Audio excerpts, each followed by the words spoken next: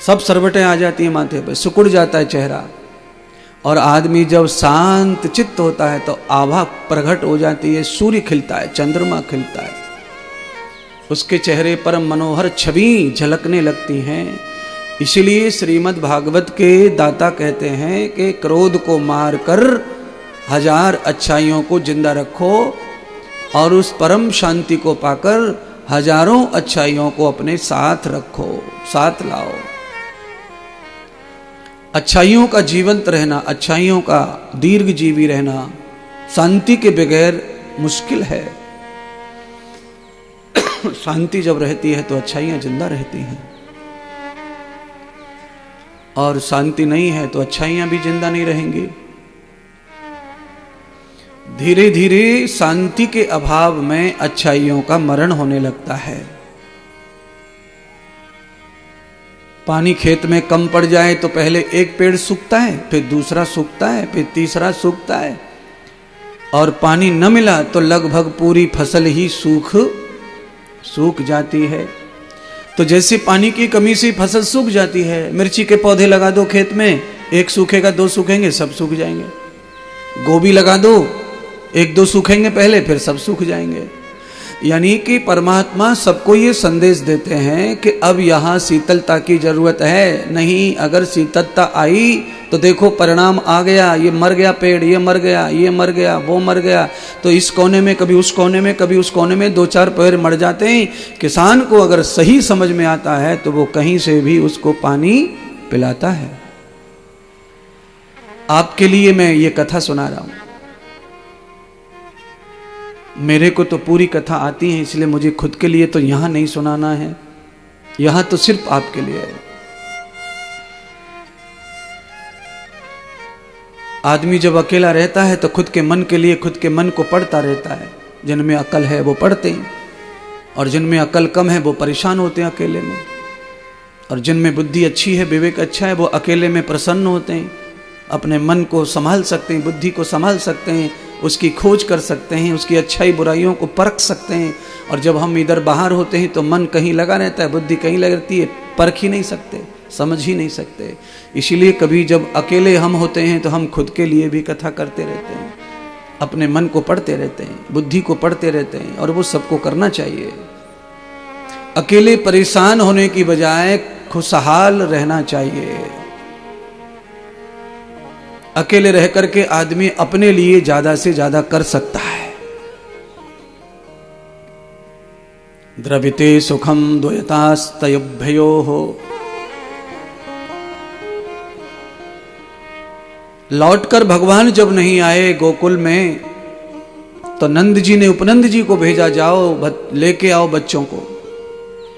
बहुत साल हो गए जब से सेवा में गए हैं, अनहित सेवा कर रहे हैं, और आज गायों के चले जाने की वजह से गोकुल में अकाल पड़ गया है। देखो कमाल, गोकुल में और गोवर्धन में कितनी दूरी है, 30 किलोमीटर की, और 30 किलोमीटर पे अकाल पड़ गया गोकुल में। और गोवर्धन में बारिश चल रही है धुआंधार, फसल अच्छी है, पहाड़ पे हरा भरा पानी भरा हुआ है, हरा भरा भोजन भरा हुआ है। इसलिए प्राचीन काल में गायों को कोई खूंटे पर भोजन नहीं कराता था। गाय को प्राचीन काल में बांधने की परंपरा नहीं थी। गाय हमेशा, प्राचीन काल में हमेशा गाय गोपाल गौचारों के साथ जंगल में निवास करती थी, और वहीं से दूध वगैरह जो है घर आ जाता था, नहीं तो गाय शाम को घर आ जाती थी, क्योंकि पहले गांव कम थे, जंगल ज्यादा थे, तो ये सब संभव था। अब जंगल नहीं है, धरती छोटी पड़ रही, पब्लिक ज्यादा हो रही है, तो गाय को जंगल में कहाँ भेजें। थोड़ा बहुत जंगल है, सब लोगों ने टमाटर मूली गाजर लगा रखे हैं, इसलिए गाय को कोई भी अपने खेत में आना पसंद नहीं करता। तो अब गाय को गौशाला बना करके पालना पड़ रहा है।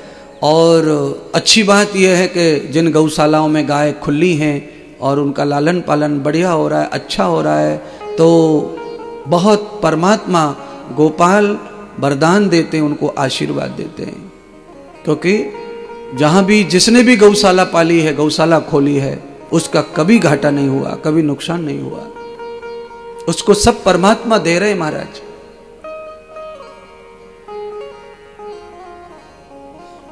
बहुत लोगों ने मुर्गी पालन किया हुआ है,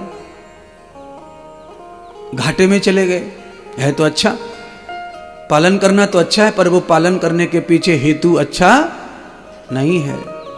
अगर वो मुर्गी को दाना खिला रहे हैं तो वो इसलिए खिला रहे हैं कि इसका वजन बढ़े और ज्यादा पैसे में बिके।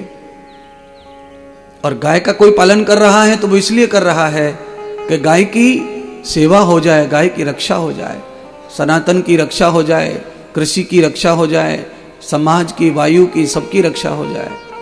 तो इसलिए गाय पालन करने वाले का भला ही भला होता रहता है, भला ही भला होता रहता है।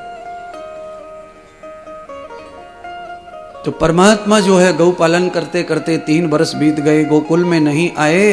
अंत तो गत्वा भगवान ने यह निश्चय कर दिया, चाचा से कह दिया अपने काका जी को, जाओ बाबा से कह दो कि हम लोग जो है इस बार गोकुल में आकर इंद्र की पूजा नहीं करेंगे, क्योंकि इंद्र मतलबी देवता हैं और इंद्र को किसी की खुशी पसंद नहीं है। और सच बात है, इंद्र देवताओं के राजा रहे और राजा रहने के बाद उनके विचार अच्छे नहीं थे। इंद्र को सच में किसी की खुशी अच्छी नहीं लगती थी, केवल वो खुद ही खुश रहना चाहता था। इसीलिए इंद्र का सामत्व, इंद्र का राजत्व अधिक समय नहीं रहा। जल्दी जल्दी इंद्र पतन होते रहते थे, बार बार पतन होता था उनका। फिर वो माफी वगैरह मांग लेते थे, फिर चढ़ बैठते राजगद्दी पर, फिर पतन, फिर से कुछ कर लिया, फिर चढ़ गए। तो इंद्र को किसी का बर्दाश्त नहीं था सफल होना, बराबर का होना, ज्ञान लेना और सामर्थ्यवान होना, क्योंकि इंद्र की राजनीति में इंद्र चाहते थे कि सब लोग ऐसे ही टूटे फूटे गरीब बने रहें, जिससे मैं ही राजा बना रहा हूं, बलवान बना रहा हूं। इंद्र बलवान तो था, पर बल भी उसी आदमी का टिकता है जिसकी नीति अच्छी रहती है। इंद्र की नीति में भेद था, क्योंकि इंद्र ने पिछले प्रारब्ध के भाग्य के बस के स्वर्ग राज पाया था, माता पिता के सौभाग्य से उसको राज्य मिला था। बहुत लोगों को मिलता है, माता पिता के प्रभावशाली होने से बच्चों को, बहुत सारे लोगों को शासन मिल जाता है, लाभ मिल जाता है, राजगद्दी मिल जाती है, लोग जो है सांसद हो जाते हैं, मंत्री हो जाते हैं माता पिता के कारण। और कुछ लोग जीरो से होते हैं, जीरो से बढ़ते हैं। जो जीरो से बढ़ते हैं वो प्रारब्ध के कारण नहीं बढ़ते, वो पुरुषार्थ से बढ़ते हैं। और जो माता पिता के बने बनाए बैकअप पे रहते हैं वो भाग्य से बनते हैं, उनका भाग्य अच्छा है, पिछले जन्म में कुछ अच्छा करके आए होंगे, दान सेवा पूजा, इसलिए उनको साम्राज्य राजयोग आया उनके लाइफ में, बिना कुछ किए सब प्राप्त हो रहा है।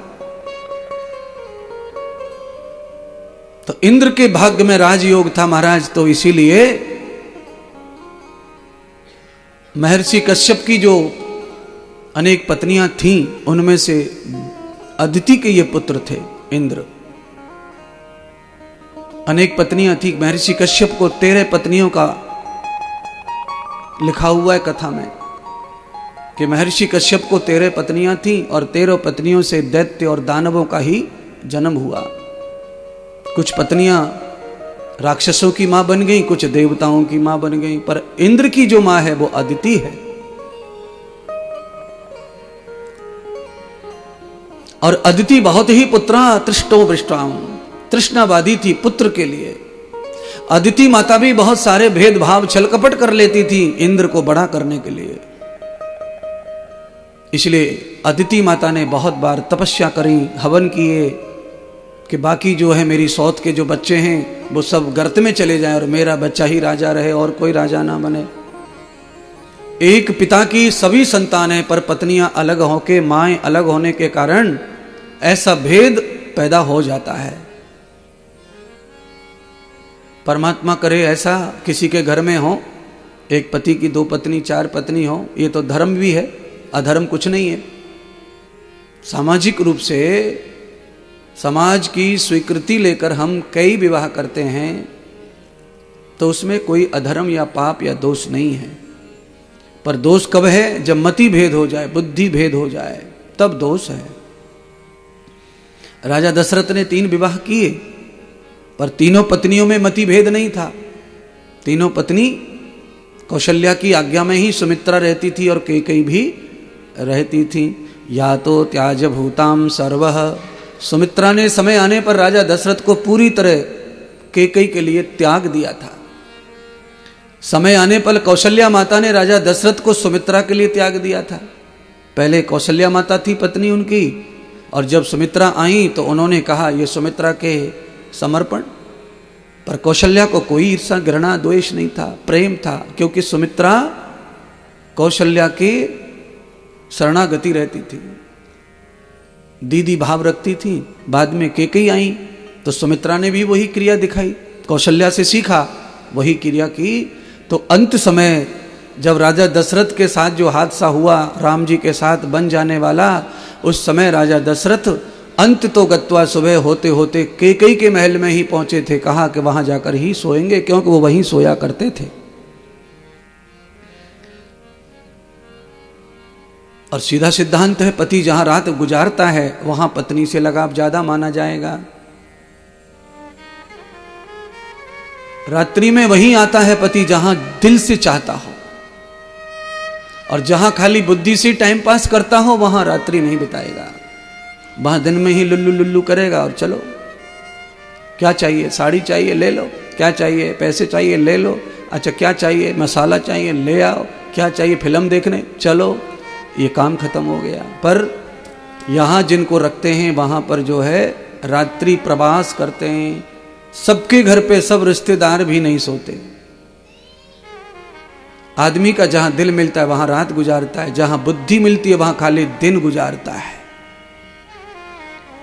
चाहे सूर्य अस्त हो जाए पर विदा हो जाता है मेहमान, नहीं अर्जेंट काम है, और झूठ पे झूठ बोल रहा है, कोई काम नहीं है, पर रहना नहीं है रात को बस। तो आप सबको ये ज्ञान इसलिए दिया जा रहा है कि आप भी ऐसा करते हैं और आपके यहाँ आके भी कोई रिश्तेदार ऐसा करता है। तो आज आप समझ गए, गुरुजी एकदम सही कह रहे हैं, हमें किसी के घर रुकना नहीं है तो हम झूठ जरूर बोलते हैं, झूठ की मदद लेते हैं, और ऐसे ऐसे काम बताते हैं कि सामने वाला फिर रोक ही ना सके अपने को। कभी कभी काम होता भी होगा पर काम होता कम है और बताते ज्यादा है। क्योंकि कोई आदमी अगर शाम तक रुक रहा है 6 बजे तक, तो रात में क्या काम है उसको, सुबह ही होगा जो होगा सब। पर रात्रि में, मैंने कहा रात्रि में वास व्यक्ति मजबूरी में, परिस्थिति में कहीं भी कर सकता है, पर स्वतंत्र भाव से वहीं रुकता है जहां उसका दिल जुड़ता है, मन जुड़ता है, विचार जुड़ते हैं।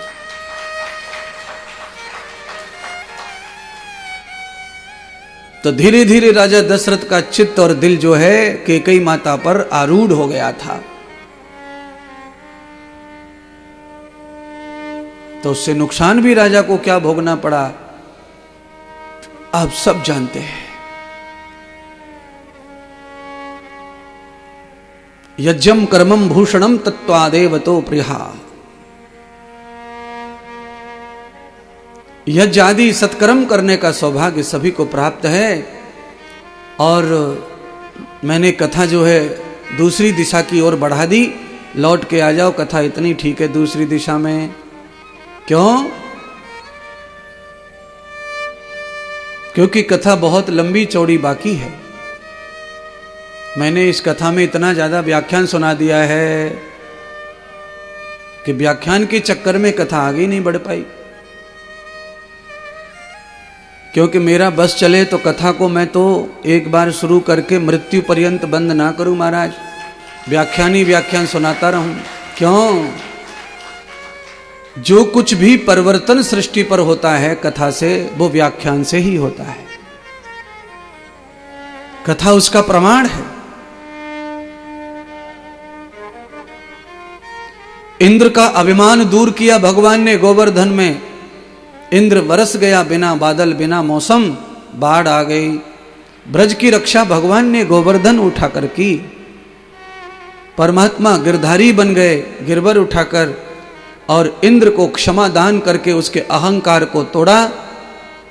इंद्र स्वर्गाधिपति बन गया जाकर के, भगवान की कृपा से माफ कर दिया तो। और बाद में परमात्मा कृष्ण की जय जयकार होने लगी। बोलो श्री गिरधारी भगवान की जय हो। अब हम जो है नाचने वाला गाना गाएंगे। पहले समझाने वाला गाया, नाय माने मेरो मनुआ, अरी री री री री, नाय माने मेरो मनुआ। ओ ननद भाभी,